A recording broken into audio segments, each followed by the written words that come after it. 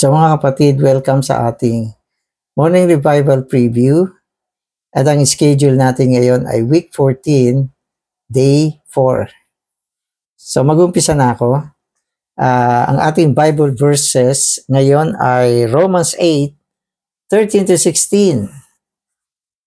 If you live according to the flesh, you must die.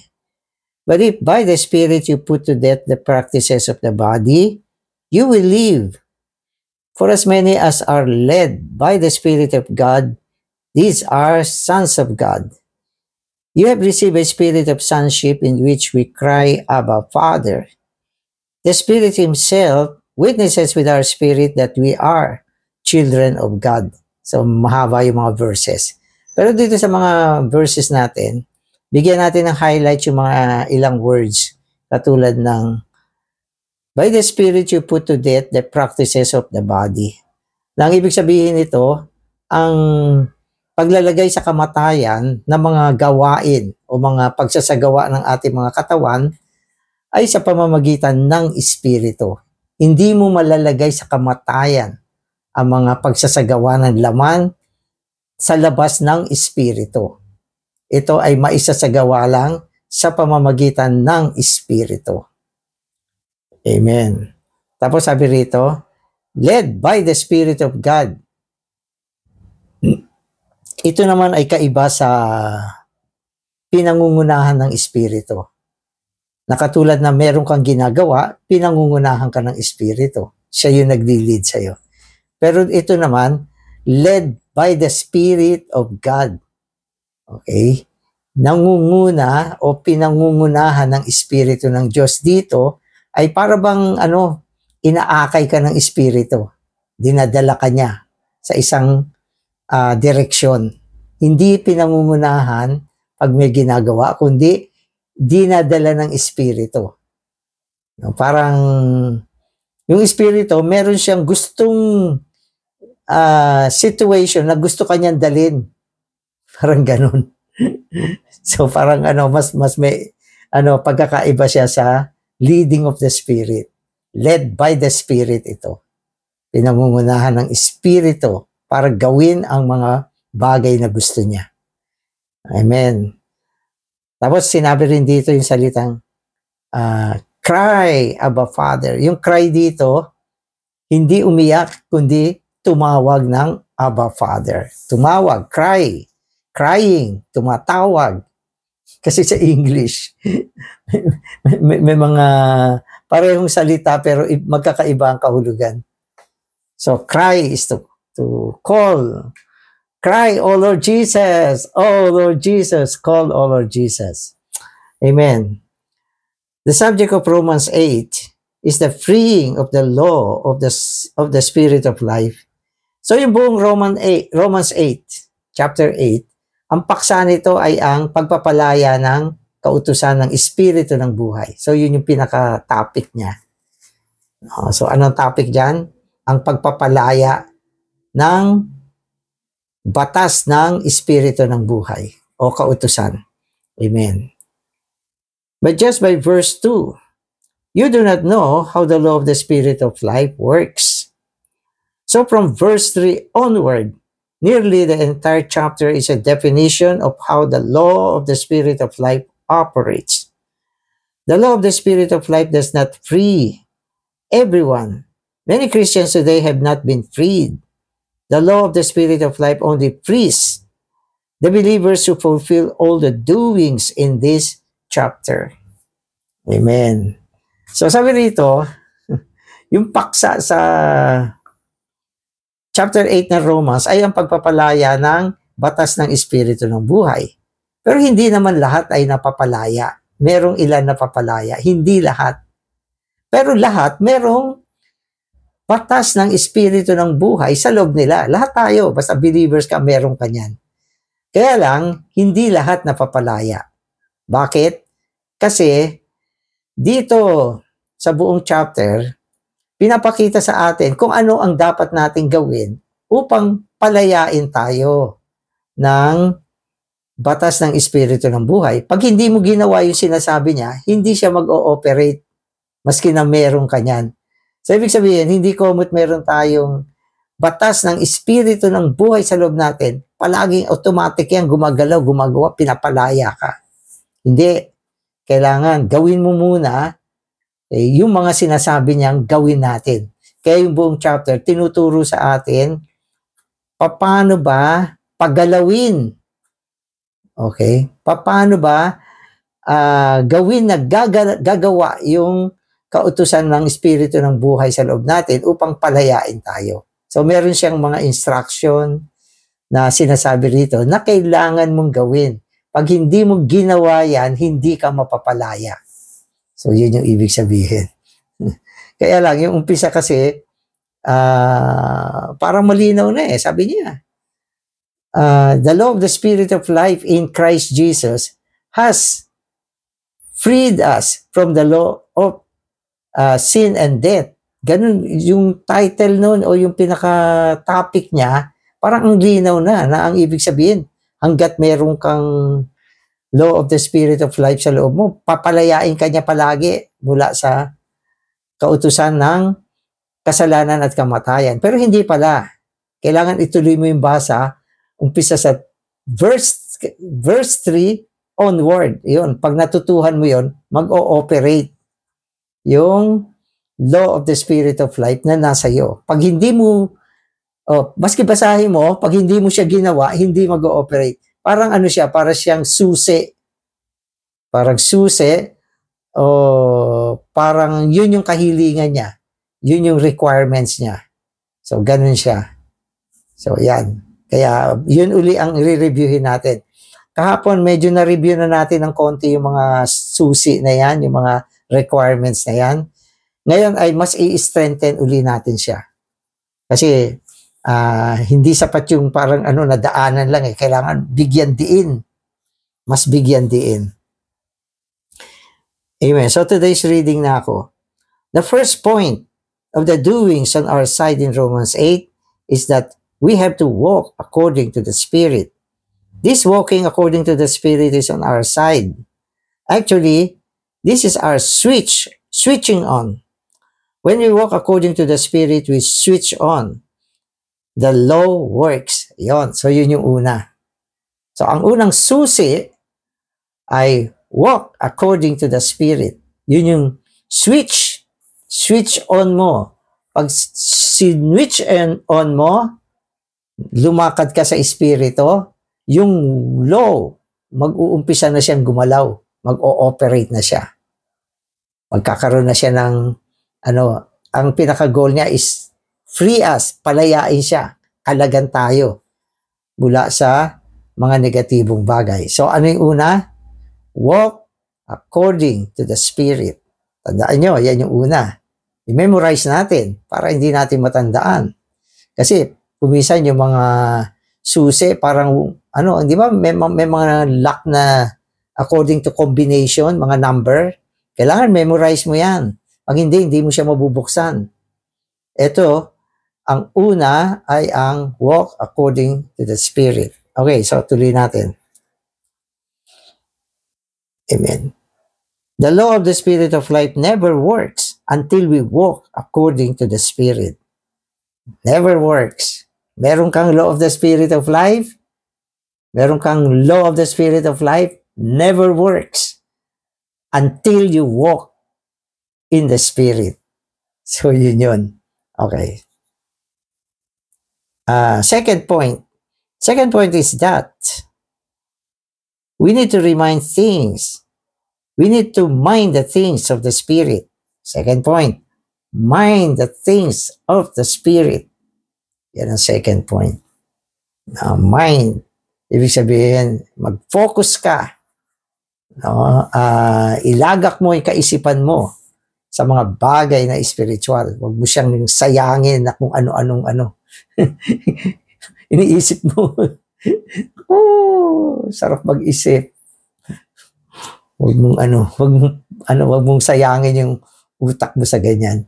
Yung iba kasi kung ano-anong nauubos yung oras sa kakagamit ng isip sa mga walang kabuluhan eh. Mga hallucination, mga pangarap na gising, naglalakbay minsan. Kailangan nakafocus siya sa mga spiritual na bagay. Oh, Panginoon. No. Kanina nagbasa kami ng rapture eh. Hanggang ngayon, iniisip ko yung rapture eh. Ang sarap kasi ng sharing namin kanina. Kaya yung isip natin, ang pinakaalam nyo, isang pinakamagandang way na i-save natin yung mind natin. Yung mata mo, wag mong i-focus sa mga sa mga makamundong bagay. Kasi yung mata natin, dinidirect madalas yung kaisipan natin kung ano yung mga nakikita natin. No? So, kung maaari, mag-focus ka sa salita. Kaya tapos yung mind mo mapupunta doon. Mag-memorize ka ng verse. No? At magplano ka, gumawa ka ng mga something na spiritual. Mag-busy tayo sa mga bagay na spiritual.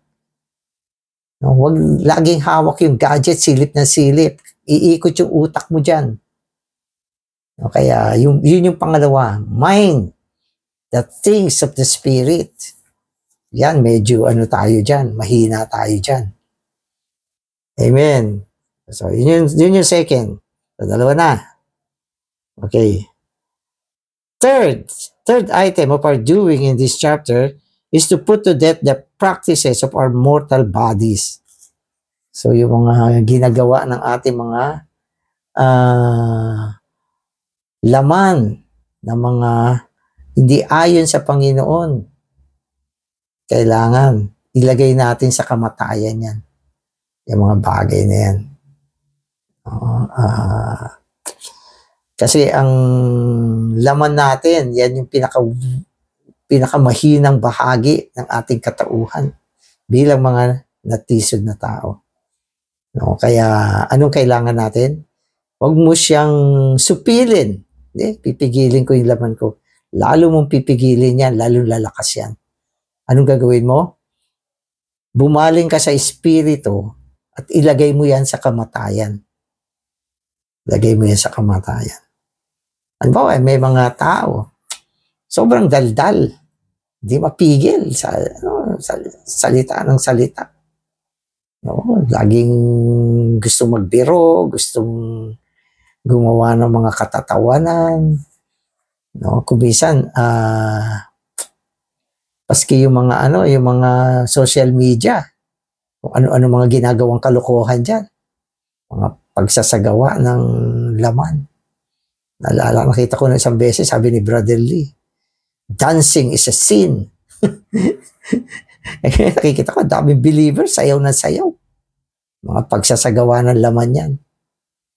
Kaya, minsan lalo na yung mga young people, dahil, ayan, yung mga dancing, minememorize nila, hindi nila alam, maski sa meeting, napapasayaw na sila.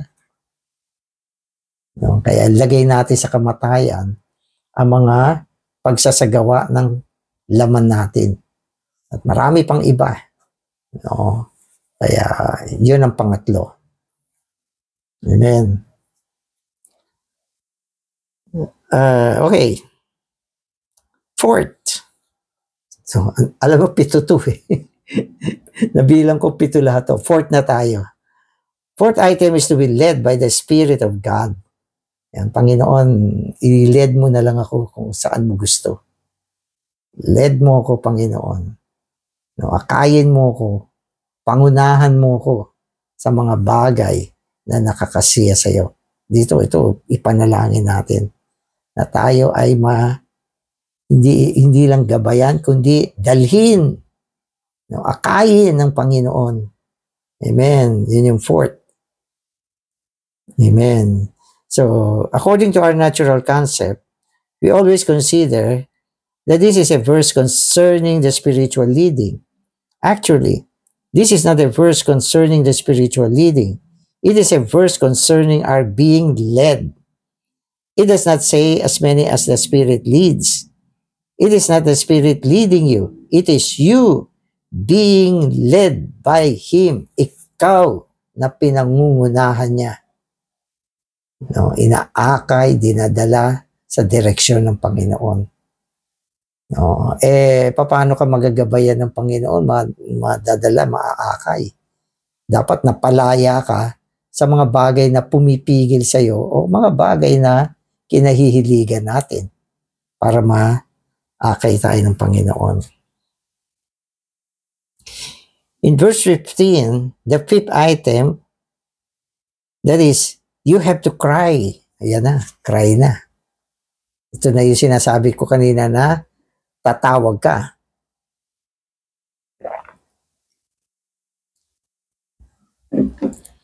No. We have the spirit of sonship in which we cry, Abba, Father. Oh, Abba, Father. To cry is to switch on. Whenever you cry, oh, Abba, Father, that is to switch on. Learn to cry. This is not a bad cry. This is a good cry. This is a benign cry. Learn to cry. Oh, Lord Jesus. Oh, Father. Oh, Abba, Father. Today, Christians are dead because they are too silent. We all have to learn to cry. Have you ever considered that to cry is to switch on? Are you in darkness? Cry. Are you weak? Are you short of power? Cry. Simply to think about the situation never helps you. You need to cry. Amen. So, minsan kasi may mga panahon na mahina tayo. O lugmok tayo. Kasi naman yung buhay dito sa mundo. Minsan marami mga discouragement, marami mga tao na nagdadala sa atin ng mga problema, no? At mga tao na hindi tayo napapasaya, no? Mga taong gumagawi ng salungat sa mga bagay na gusto natin, kaya minsan na tayo naapektuhan. Pero sabi niya, pag tahimik ka, lalo kang mahina. Sabi rito, yan yung mga panahon na kailangan cry. No, cry is to call. Okay, tapos call, oh Lord Jesus. Okay, call Abba Father. No, so yan yung sinasabi natin. Kaya yun yung pang-ilan na siya. Fifth item na yun, yung cry. So sana unti-unti masunod natin yung mga switch dito. Amen. When verse 16 says that the Spirit witnesses with our spirit, it indicates that our spirit is witnessing already. When our spirit is witnessing, the Spirit witnesses with our spirit. In other words, if your spirit does not witness, neither does the Spirit witness. The main stress here is that our spirit has to work. Our spirit has to take the initiative. Amen. Ito naman, yung espiritu natin o pinaghalong espiritu, dapat mag-invite siya sa espiritu, okay, Espiritu Santo, okay, na mag-witness para sa atin. No, na ang ibig sabihin, sinusuportahan niya yung ating pag-witness. Pero, ang sinasabi rito, kailangan tayo ang mauna. Take the initiative. Ikaw ang unang gumawa para yung espiritu mag-back up siya sa iyo. Mag-back up siya. Kasi pag hindi ka nag-witness, hindi rin siya gagalaw, hindi rin siya mag-witness. Pero kung ikaw ay nag-witness, doon, sasabay siya sa iyo, sasama siya sa iyo. Susuportahan ka niya. So, yan yung the Spirit witnessing with our spirit. No? Ito ay ginagawa muna natin. No, halimbawa, tayo ay mga anak ng Diyos. No, tayo ay mga anak ng Diyos.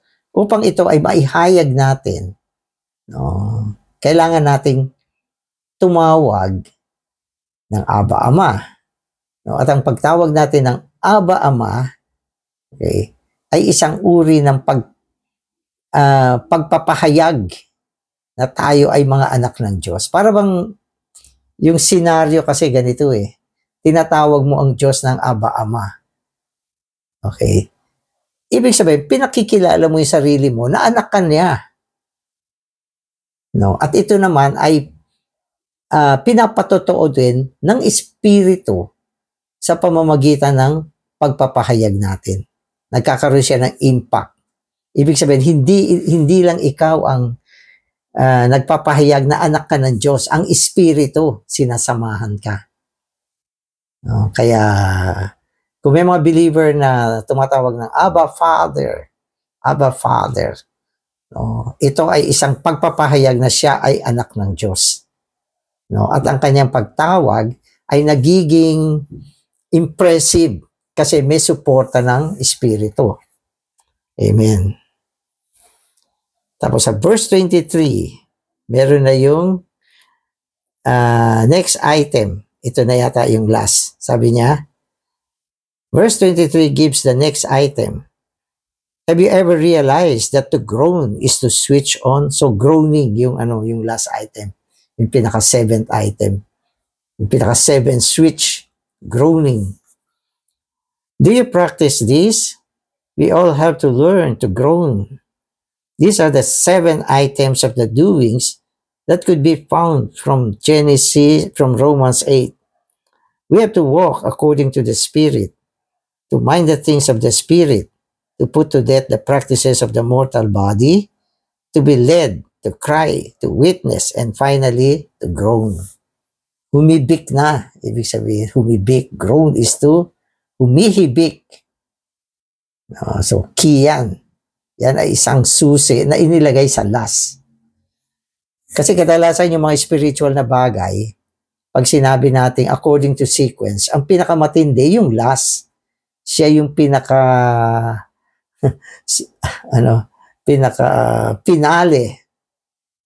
Yun yung last. At madalas, hindi tayo gano'ng umaabot doon sa groaning na yun na sinasabi, yung paghibik. So, basahin natin yung paliwanag dito. Try to practice this every day. If you are afraid of offending someone, you had better close your doors and windows and then do the crying and the groaning. So, dalawang binabanggit niya, crying and groaning. Crying is call, tumatawag. Groaning is parang umuungol o humihibik. Parang groaning. So wala siyang clear words, ibig sabihin. Wala siyang utterance. Ang paghibik ay walang utterance. Ganon. Wala siyang words. May sound lang siya. Ang call may words. Kasi tumatawag ka sa pangalan eh. Ang groaning, wala siyang dialect. No, wala siyang dialect. Groaning, lang siya.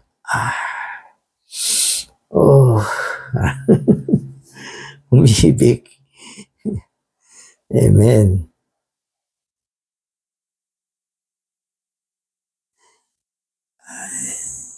Okay, nasan ba ako? Okay. You have to do these 7 things. Try to practice this every day.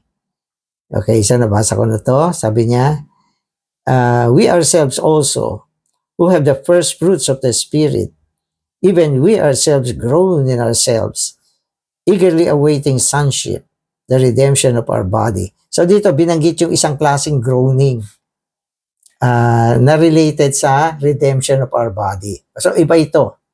Yung groaning na unang pinabanggit natin, ito ay kasama sa Romans 8 among the 7 items na tinuturing na switch upang mag-operate yung law of the spirit of life na nasa loob natin. Ngayon, ni-refer naman tayo doon sa isang klaseng groaning, okay, na kaya nag-groan, related siya sa redemption of our body. So, pakinggan nyo, babasahin natin to. Once you realize that your body is a body of sin and death, you would groan, and you would earnestly expect for your body to be redeemed. Once you realize that you have a body that can do nothing to please God, you would groan, and you would expect to be redeemed. You can do nothing to help your body. Your body needs redemption. Amen. Sinasabi dito kasi, yung body natin, yung katawan natin, okay, it's a body of sin. No, na ang ibig sabihin yan, hindi tayo nasisiyahan sa ating katawan, sa ating laman. Kasi nga, sinasabi natin, yan yung pinaka-corrupted na bagay sa ating katauhan yung laman. At madalas na pagtatanto natin na wala tayong magawa upang pagandahin o pabutihin ang ating laman.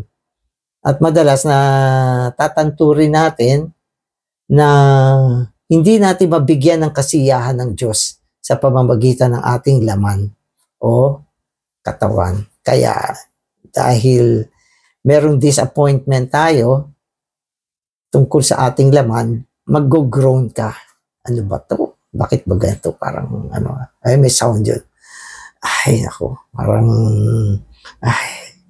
yung hindi, ibig sabihin, hindi mo magawa sa laman mo, okay, ang mga bagay na gusto mong gawin para mabigyan mo ng kasiyahan ng Panginoon. No? Kaya, nag-groan. Pero, eventually, yung pag-groan na yun, okay, ayun ang ating expression na ang ibig sabihin, hinahangad natin na itong katawan na ito, matubos na. Mapalitan na siya. No? At magkaroon na tayo ng isang katawan ng galing sa kaluwalhatian ng Panginoon. No? So, yun yung isang uri ng groan. Kaya itong paghibik, medyo wala tayo ganong karanasan dito. Maski ako, hindi ako masyadong humihibik. Yung sinasabi rito, may mga disappointment pagdating sa katawan. No, na minsan naiinis ka sa sarili mo. Kasi na pagtatanto mo na ang laking problema nito. No, hindi mo mabigyan ng kasiyahan ng Panginoon. No, at madalas dinadala ka ng katawan mo sa mga bagay na hindi gusto ng Panginoon. Kaya tayo? Humihibik tayo bilang resulta ng ganyang sitwasyon. Pero yung paghibik, naging susi pala yun. Naging switch yun para sa paggawa ng espiritu, ng batas ng espiritu ng buhay. Kaya, humibik ka na. Amen. Amen.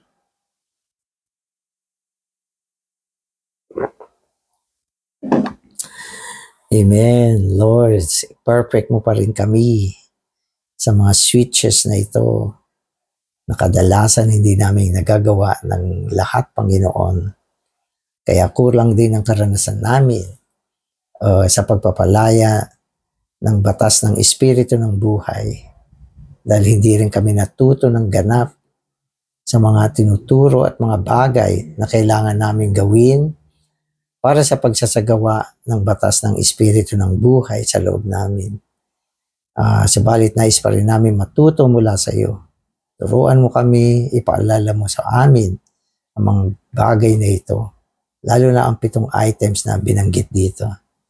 Amen.